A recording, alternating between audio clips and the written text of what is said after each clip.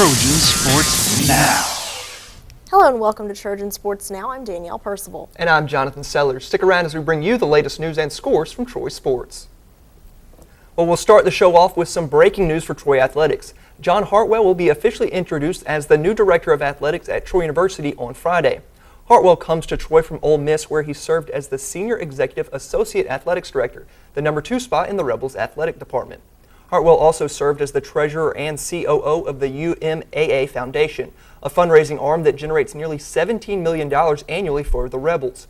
Hartwell is a Mobile native and went on to attend the Citadel. We will hear more about Hartwell and hear from him next week on Trojan Sports Now. The Trojan football team played in the friendly confines of Veterans Memorial Stadium for the first time this season on Saturday. But as it turns out, home wasn't as friendly as the Trojans would have liked. Despite a productive offensive night, the Trojan football team lost their conference opener to Louisiana Lafayette 37-24. The downfall for the Trojans was 3 turnovers, which the Ragin' Cajuns turned into points. It's a game that if we'd have maybe played a little bit better and made a little bit fewer mistakes, that we could have been in the hunt at the end to win it. Couldn't quite get it done, and you gotta give them credit. Troy had 588 yards of total offense. 528 of those came through the air. The rushing attack that was successful against UAB was almost non-existent against Louisiana Lafayette. Everybody, they blocked well.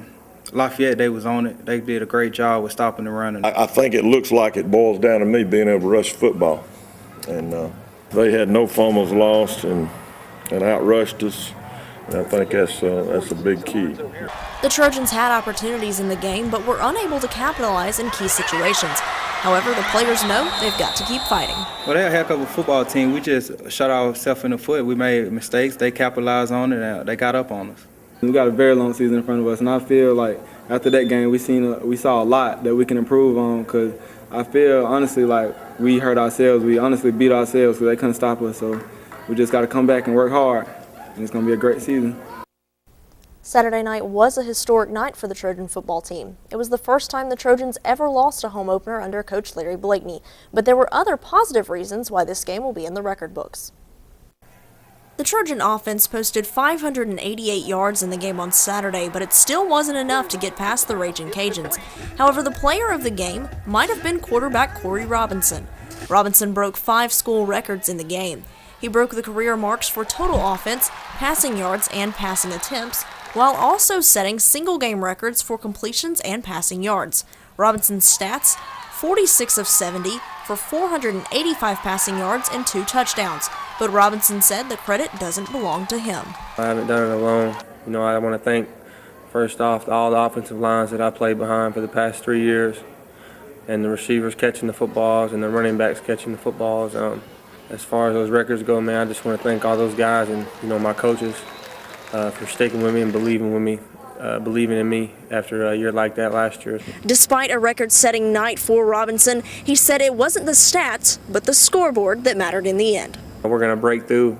I think we're close to being really good. We can put up the yards all day. We just got to get in the end zone. And once we start doing that, we'll be tough to beat. While Robinson was a leader on the field Saturday night, he said that becoming a more vocal leader off the field was also important. Some of the guys, man, we got to step up and be more vocal leaders. Over there, myself included. I'm not a very vocal guy over there, so I guess me and a couple more guys are going to have to step up and keep everybody going on the sideline.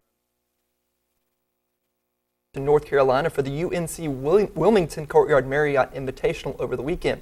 It was a long one on Friday, but the Trojans pulled out a win in double overtime, winning 2-1. Cecilia Thorngren scored her 4th goal of the season with just 54 seconds left in the double OT to seal the win. But Sunday was a different story. The Trojans were defeated by UNC Wilmington 4-0. The Seahawks took an early lead, scoring twice in the first 10 minutes. They added another in the 21st minute and scored their 4th and final goal in the 57th minute. The Trojans were outshot 22-3, including 11-1 in shots on goal. Here's head coach Chris Bentley on the weekend.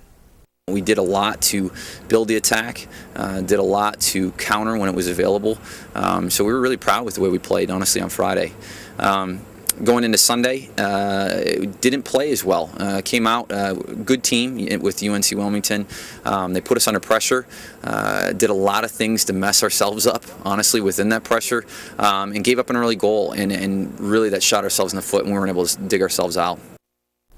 Despite Sunday's loss, the Trojans are still 2 games over 500 at 5-3-1. The volleyball team started the weekend looking like they might win another tournament, participating in the KSU Owls Invitational.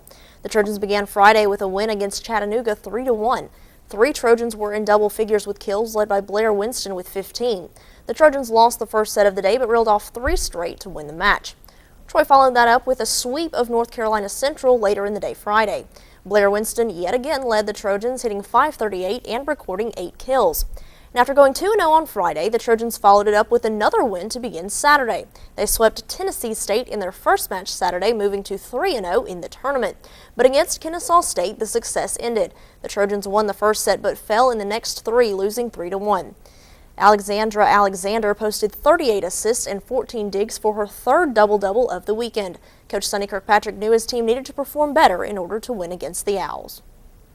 This weekend, I thought we had kind of gotten over a hump. I thought our team mental preparation for the most part was pretty good.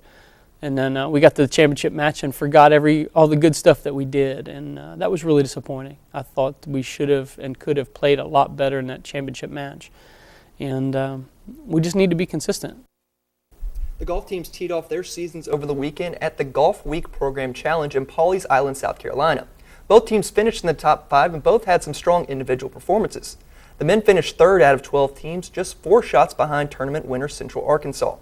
Coming off a summer appearance at the U.S. Amateur Open, Tolver Dozier shot 3-round under par for a 210, just 5 shots off the lead.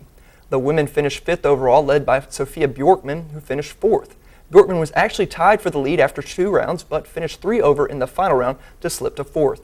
The men have a month off before their next action, while the women have a week off before heading to Monroe, Louisiana. Both cross-country teams ran in the Auburn Invitational this past Friday, with the men's team finishing in 5th place and the women in 9th place. The women were led in the 4K race by freshman Julia Ostendorf, who finished in 23rd place. On the men's side, in the 6K race, it was sophomore Kemper Morton who led the way with a personal best time of 20 minutes and 4.1 seconds, finishing in 13th place. Well, by now I'm sure you've heard about the Mississippi State football game coming up this weekend, and maybe even something about Mississippi State playing against the men's basketball team in the first game in the new arena. But how about Alabama? The university announced the women's basketball team's 2012-2013 schedule, and the highlight, the Crimson Tide and the Trojans meeting in the new Trojan Arena on Saturday, December 15th.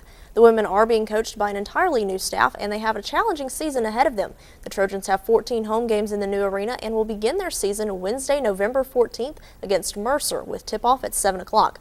Next week, we'll give you a preview of the men's basketball schedule.